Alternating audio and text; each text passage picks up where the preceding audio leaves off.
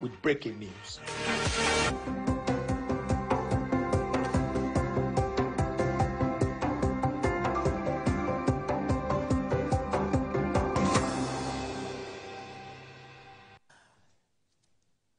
Thank God it's Friday. Thank you everyone for joining us on the program this morning. I am Nifemi Oguntoye. We have two-in-one package for you. We're beginning with updates from the Nigeria Governors Forum that has now endorsed the revised value-added tax sharing formula in the proposed tax reform bills to ensure what they call equitable distribution of resources across the country. What will return after that conversation will turn our attention to corporate governance and how CSR and public partnership is key to national development. But everyone is talking about the NGF decision, which is considered a big shift. The decision was taken at the end of the sub-national consultations and engagement of the Presidential Tax Reform Committee yesterday. They did recommend that the sharing formula of VAT should be 50% based on equity, 30% based on derivation, and the other 20% based on consumption, based on population. The meeting was to deliberate on critical national issues, including the reform of Nigeria's fiscal policies and tax system. And that's where they agreed that there should be no increase in the VAT rate or reduction in corporate income tax at this time. The forum also advocated continued exemption of essential goods and agricultural produce from VAT in order to safeguard the welfare of citizens and promote agricultural productivity. The governors also did recommend that there should be no terminal clause for TETFund, NASENI and NICTA and the sharing of development levies in the bills. Another significant outcome of that meeting between the NGF and the Presidential Tax Reform Committee is the support for the continuation of the legislative process at the National Assembly that will culminate in the eventual passage of the tax reform bills. It's a big break considering how very controversial these bills were at the National Assembly last year. Joining me for this conversation is strategy and governance expert Yemi Mapaderun. Mr. Mapaderun, where have you been? Happy New Year.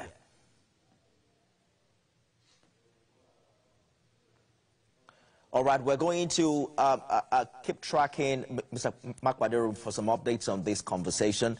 We're working on that connection as we speak, but it is now known what the governors want, especially where these bills are concerned. They have rejected the move to increase VAT from 7.5 to 10%. Recall that the bills as they are currently before the National Assembly is suggesting an increment from 7.5 to 10% in 2025 and a further increment in 2026, and by 2030 should have gone up as high as 35%. But they're saying as of today, considering the economic situation, there should be no increase in the VAT rate or reduction in corporate income tax at this time, so that Nigeria can maintain some form of economic stability. The governors have also in some way endorsed the sharing of the VAT proceeds on the basis of 50% equity, which appears to be the big deal because this recommendation is looking at how derivation can get as much as 60%. So we wait to hear from Mr. President, even though we heard the Tax Reform Committee was also involved in this meeting, whether or not this is what the government can work with. That figure, 50%, is unchanged from what it is currently. As regards what is currently in operation, they're talking about 30% derivation from 20% currently in operation and 60% that was proposed by the Presidential Tax Reform Committee. The governors also agreed on 20% sharing on population basis, and that's from 30%, which is the current allocation before the tax reform proposal.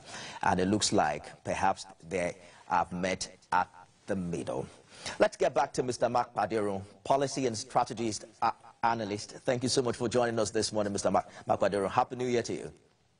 Good morning, Mr. Oguntoye. Happy New Year to you too. Happy New Year to our viewers. I'm wondering where you have been. Is it that we haven't spoken on TV, or you have jackpot? Well, I think I've also been doing some reforming. Let us put it like that. Some personal reforms also. Yes. I want us to quickly take a look at the amendments that the governors have proposed and how you think they will significantly affect the tax reforms as we know them. They have rejected the move of increment from 7.5% to 10% where VAT is concerned. And they are saying that there also should not be a reduction in corporate income tax. What do you make of this amendment? Well, first and foremost, let me say that I'm not surprised about the contestations and the arguments that were attended, the tax reform bills sent to the National Assembly by Mr. President. I mean, historically, issues of taxes are always very contentious. People don't want to pay tax, no matter how little it is. And that's why the little man in the Bible, Zacchaeus, was not a very popular man. So, having said that, I think the step taken by the Nigerian Governors Forum in consultation with the Presidential Committee on Tax, headed by Mr. Taiwo Oyedele, has gone a long way in simmering, the temperature in the polity arising from these tax reforms propositions by Mr. President. And of course, many of us lose sight of the fact that the tax reform bills are not just about VAT.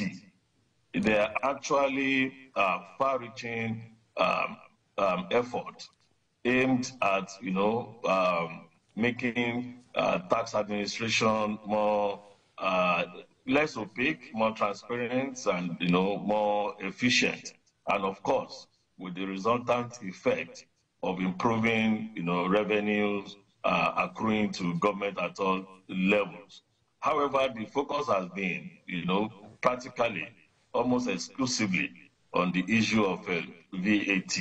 But with this proposal by the Nigerian Governors Forum, I believe that negotiations have only just begun, but it also portends some positive movement to a desired destination, in that practically every newspaper, every news outlet headlined that report, by saying Nigerian Governors Forum backs Tinubu tax reforms.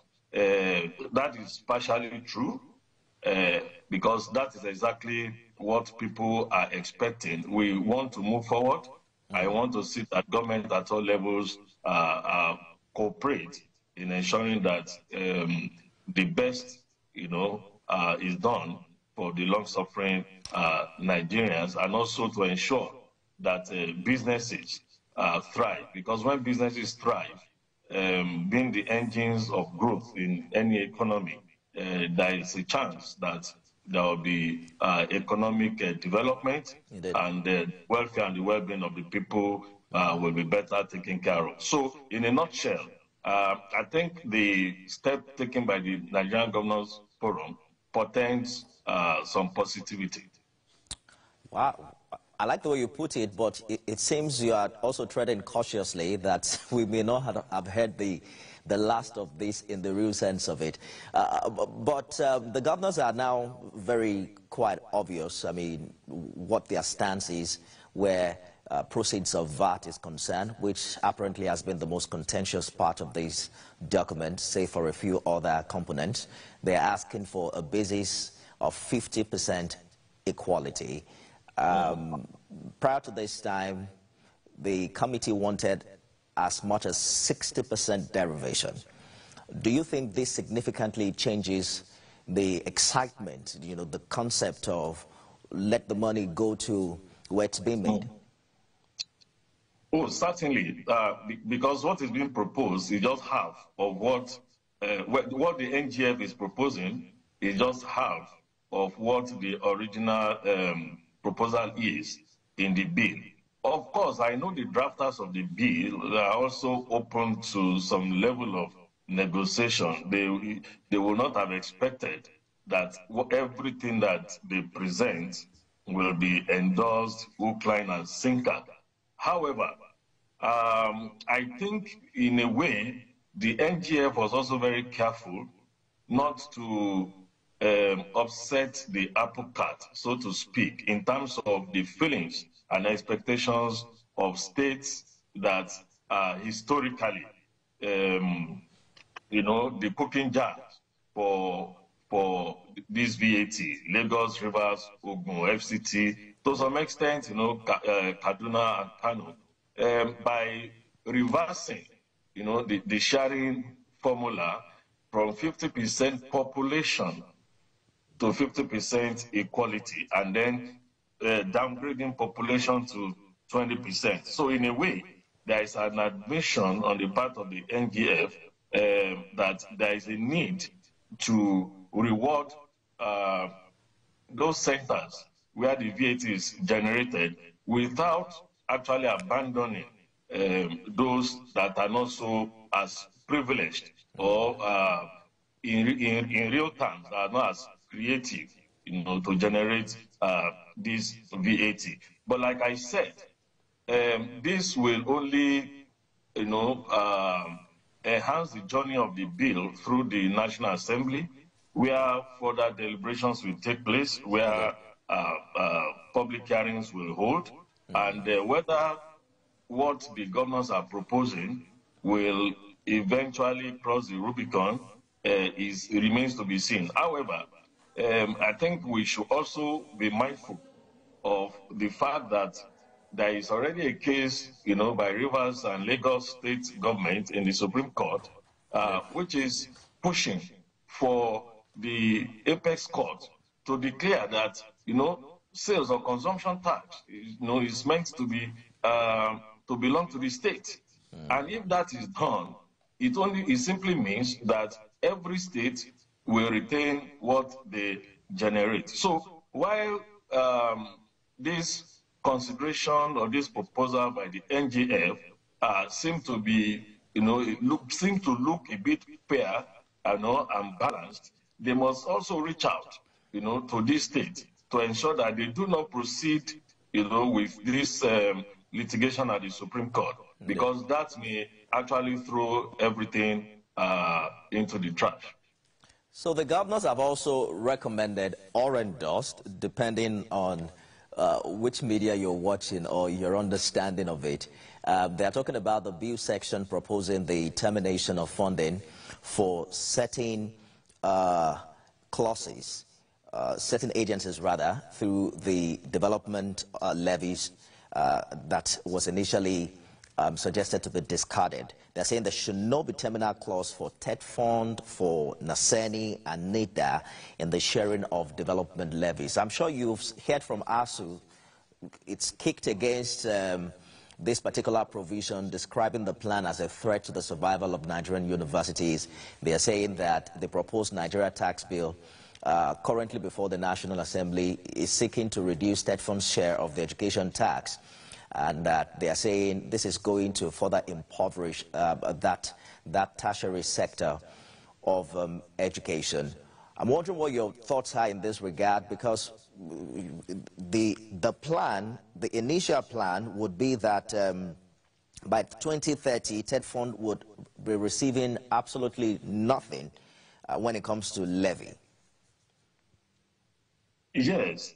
One of the things that the first of the tax bills, I think that's the Nigerian tax, law, the proposed law, aims to address is actually to harmonize, the scores of multiplicity of taxes, at all levels.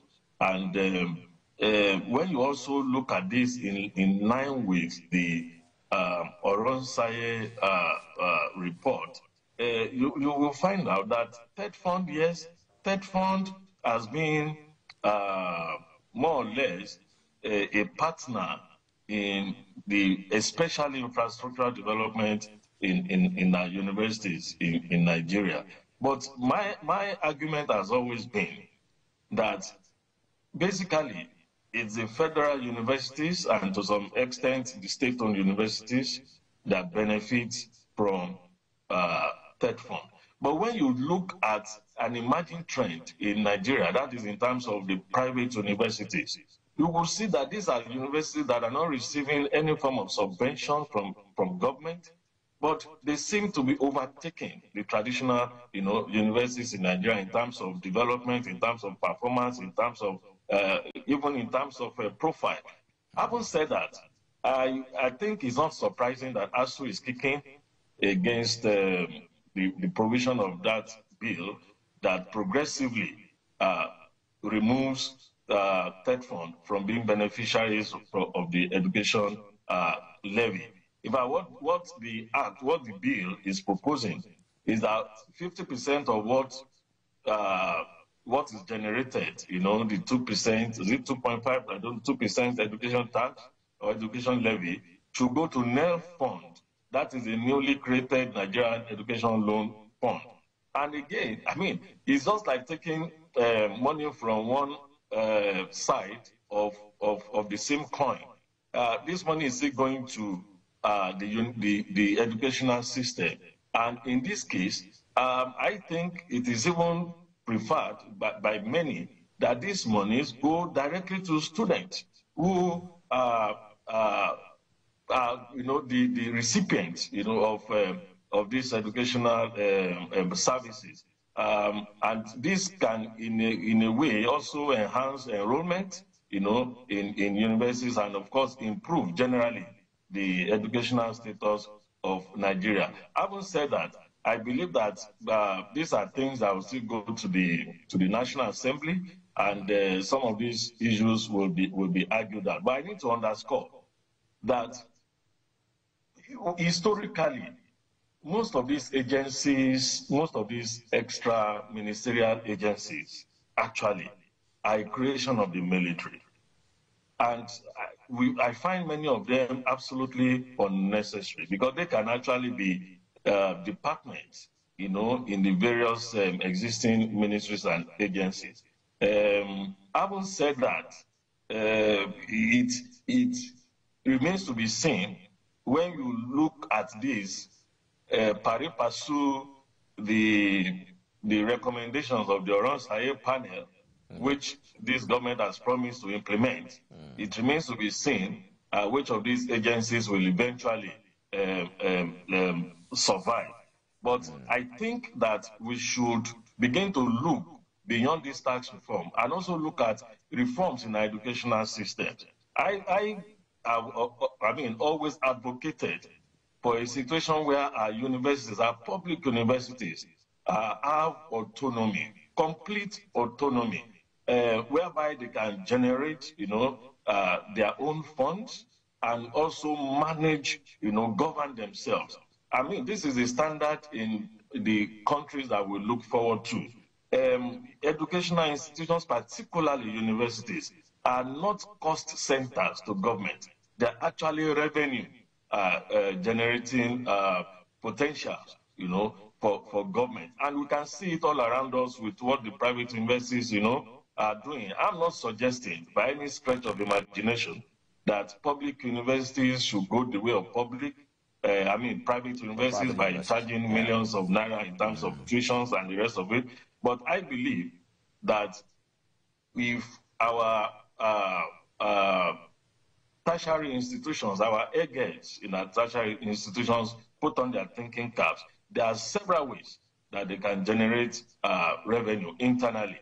Absolutely, Mr. Mapaderun. And that's a conversation we've had for many years. It's been difficult winning, some of these establishments from direct government funding.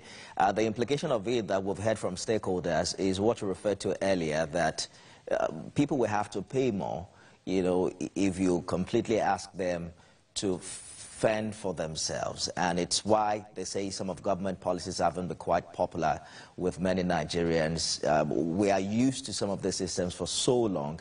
And yeah, but in reality, I'm sorry to put it, in reality, students in public universities are paying so much that are not visible.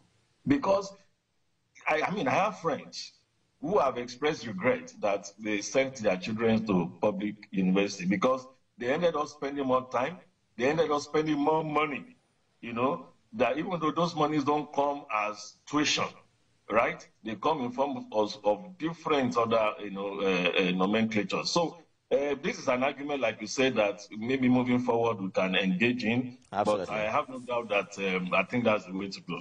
But as we speak now, ASU has labeled the move illegal, vowing to resist any attempt to divert funds from TED Fund to other agencies not recognized by the act establishing the fund in 2011. So even if federal government did not have the NGF to battle with, they were going to have ASU to also contend with if this bill had seen the light of the day.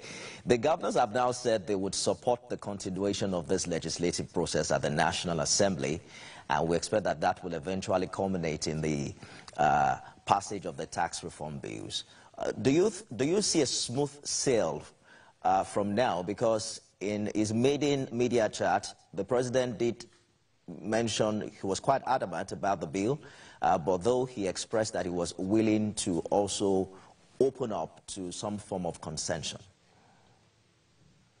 Yes, I read the communique, resulting from yesterday's meeting by the Nigerian Governors Forum on the handle of Mr. Taiwo Oyedele. And the opening paragraph of that communique indicates that indeed there was a sort of bilateral, discussion between the committee and the Nigerian Governors Forum. I do not know to what extent the committee was involved in arriving at the proposals, but what that indicates is that if the deliberations on the tax reform bills at the two chambers of the National Assembly was going to be rancorous, what happened yesterday, is an assurance that it will be smoother than we expected. It might not be as smooth as it is because I foresee that there will still be some tinkering with the formula suggested, by the Nigerian Governors Forum, but maybe not by much going forward. And the body language is also quite loud from the governors even prior to the meeting yesterday, especially from the North, who said perhaps they have reached some concession and they are quite happy that Mr. President was willing to listen to them. I want us to talk about the political dimension to this bill, from what we saw since 2024. What does that say about Nigeria, as a nation, and the importance of, you have fantastic ideas beyond lobbying within the National Assembly. It appears there are some more critical stakeholders even outside that complex. I think the allegory I will use, for this situation is that of a very sick adult, not child, a very sick adult who is afraid of being injected or who is afraid of being treated, with injections and medicines to cure his, malady. And then on the other side, also, are those who deliberately wanted to make political capital out of the disagreement, which they are entitled to. I mean, they are participants in the political space. They want to latch at every opportunity to make political gains, and it is well within their rights, as much as it is well within the responsibility of people in government to also explain to the same populace what they are doing and why they are doing it. Without being speculative, let me just restrict myself to what the governor of Nasarawa State said, and that is His Excellency Governor Abdullahi Sule, that politicians in the North actually went about telling the people that government was about to impose additional tax burdens on them. And so that ordinarily will incense, people who are already trying to grapple with economic challenges. Indeed. So that is from the the side of those that were seeking political gain.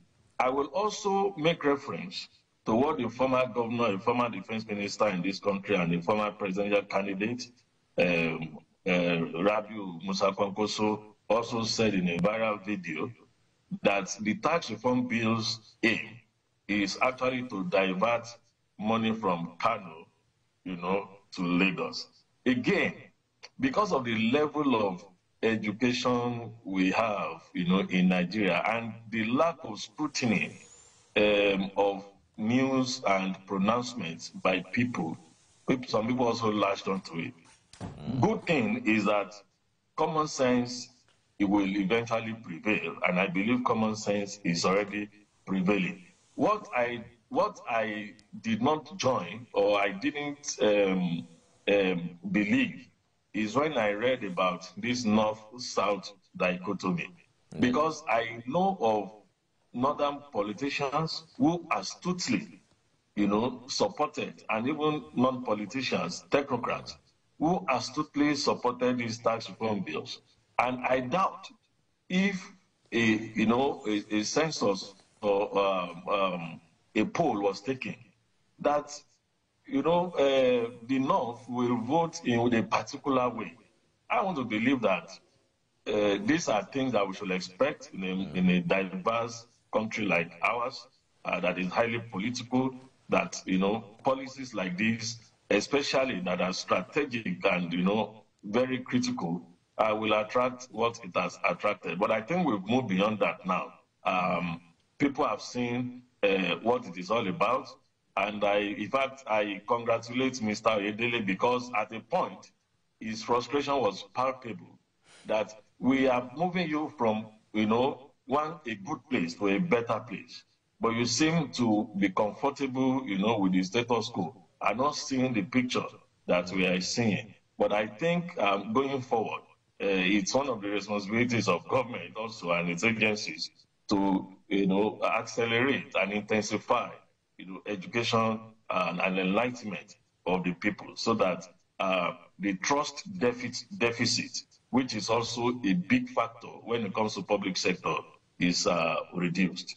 Well, I guess we'll now wait to see how the next phase unfold, hopefully not as dramatic as what we saw last year, and indeed the implementation of what Mr. President calls pro-poor laws.